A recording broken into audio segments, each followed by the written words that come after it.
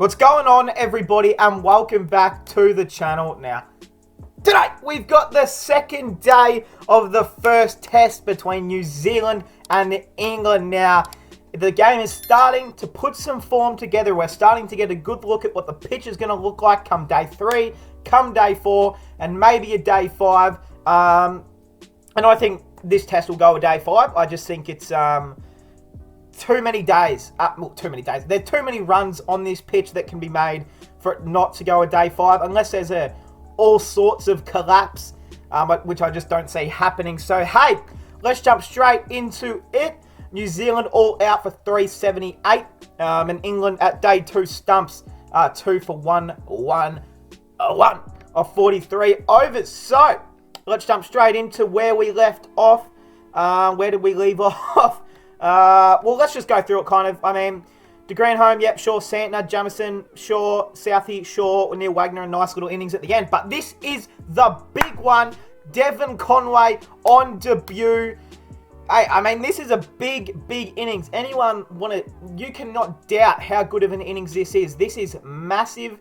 I read that this was like the 7th person in history or something to like make a century on debut at Lords or in total or something like that. I actually can't remember, but now that he's made a double century, I wonder how many people on debut have made a double century on debut. I would say there'd only be about 4 or 5. Obviously that guy from the West Indies, I forgot his name, made one against, in this year, Kyle Guy or something like that. I don't fucking know. Made a double ton, but hey, huge effort. Obviously a former South African. South Africa would be absolutely kicking themselves that they've let go of Conway, Labuschagne. There's some other upcoming players that'll, make them regret exactly what they've done. So a huge innings. He played beautifully. He looks exactly right to fit into that top order with Tommy Latham. And in the World Test Championship game, he will be playing.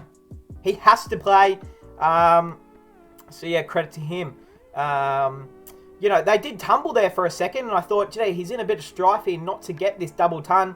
But luckily, Kyle Jamieson stuck around, Southey stuck around, and Neil Wagner were able to stick around just for a little bit. Especially Wagner, he actually played quite well, which was surprising. They bat very deep, the New Zealanders, which I think India might have a little bit of trouble with. But hey, the bowling figures: Jimmy Anderson, 2 for 83 off 28. Brody didn't take a wicket. What happened, Stewart? No wicket for you today, Stewie. Yeah, look, I still don't forgive you for... Who remembers when Ashton Agar made his debut? Ashton Agar, he made, what was it, that 99 on debut at wherever it was. And then he bowled. Stuart Broad clearly nicked it to slips to my dad, Michael Clarke. And then he didn't walk and the umpire didn't give it out. It was ridiculous. I still hate you for that. Ollie Robinson on debut, another solid effort, 4 wickets for 75 off 28. He did bowl very, very well, I thought. Mark Wood, the game changer at one point, 3 for 81 off 27. And Alan DeGeneres, none for 38 off 12. So that's, yeah, always good for Alan. Let's jump into England. Their batting line up here now. Rory Burns, I've definitely been a doubter of him. I've definitely been someone who thinks that I just don't know if he really is going to make it as a test player. But, hey, he proved me wrong last night. He hasn't exactly proved everyone wrong. I mean, a 59's not anything to be like, yep, greatest test player of all time, ladies and gentlemen. But he did, as a left-hander, he did hit he hit a lot of beautiful cover drives and just a lot of onward drives, which are my favourite shots to ever play. And he seemed to read the ball quite well, which a lot of batsmen don't do these days. Dom Sibley, yeah, mate, you were gone. Kyle Jamieson, jeez. Imagine having a fucking 10-foot giant Kyle Jamieson come in and bowl pace at you. I know in the pitch, there's not a lot of bounce in it, and there's not a lot of movement as there was on day 1, but... Kyle Jamieson is still a very scary prospect. It was a beautiful delivery. I think Dom Sealy was waiting for it to bounce up. It kind of just died in the pitch. Bang on the pad. He reviewed it. He was out on umpire's call. It was pretty stiff, but it was still hitting the stump, so you're fucking out, buddy.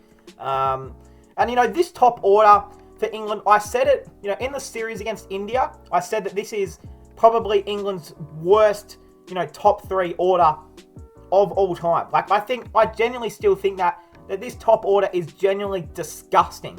Like, they took, obviously, Alistair Cook retired, and they haven't been able to replace who's in there. Now, they've tried Johnny Bairstow in the top order. He's not playing. And Ben Stokes, hashtag FBenStokes in the comments. Fuck. I'll edit that out. That was disgusting. I'm sorry. I just woke up. Ladies and gentlemen, it happens to everyone. Don't judge me. Best editor on YouTube. I'll edit that out. Yeah, this top order is genuinely disgusting. Hashtag FBenStokes in the comments. I mean, that's why they've had to try Bairstow and Stokes at number 3. But they're just not those sort of players. So, genuinely, a genuine poor top 3. And come Ashes time against Australia, they come here. They're in all sorts of trouble. If their top 3 is Rory fucking Burns, Dom Sibley, and Zach Crawley against Pat Cummins, Mitchell Starc, Josh Hazlewood, Nathan Lyon, they are in serious fucking trouble. Like, there is no way they're winning a test match with this top 3. On the Optus Stadium. I'll talk about that later. We'll talk about that in the future. Joe Root, the skipper, Alan DeGeneres, he stood up. Very nice to see. Joe Root is actually someone I like from England. I genuinely like Joe Root out of England, so shout out to him. He actually did play quite well. Lost 2 early wickets. He needed to come in, be a captain, soak up a lot of deliveries, and he did exactly that. So, very nice from him. We go into... Fucking hell! I just woke up, people. Don't judge me. It's coffee, by the way, not alcohol. It's too early in the morning for that. Alrighty. Bowling figures. The man Tim Southey, 1 for 17 off 11. Big Kyle Jamieson, 1 for 29 off 10. Colin de Grandhomme.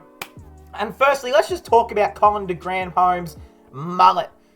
Look it up after this video, or if you guys seen him, he has one of the most disgustingly beautifulest mullets I've ever seen. It's an absolute gem. Neil Wagner, none for 36 off 10, and Mitchie Boy Santner. Now, I did say that they will need to play a spinner. Footholds are starting to open up. A bit of rough at each end is starting to open up on that pitch. So come day 3, day 4, Santner is going to be bowling into those constantly. And I think, Alan DeGeneres, a.k.a. Joe Root, will have to do the same because they don't have another spinner on their team. So, hey, that is going to cap it off, guys. That is day 2 of the test. Now, day 3, day 4. I'm unsure if I'm going to be able to get a day 3 or a day 4 review up. We'll have to see how it goes because it will be the weekend. And as I said in my first day review, the house is all packed. It actually makes it really difficult. Everyone's everywhere. It makes it really difficult for me to be able to record reviews. But I will have a full test review. I will try my best to have a day 3, day 4 review. But if you don't see it, that's why, people. So don't get angry with me. But there will be a full test review, of course. I hope you guys enjoyed, and I'll see you guys in the next one.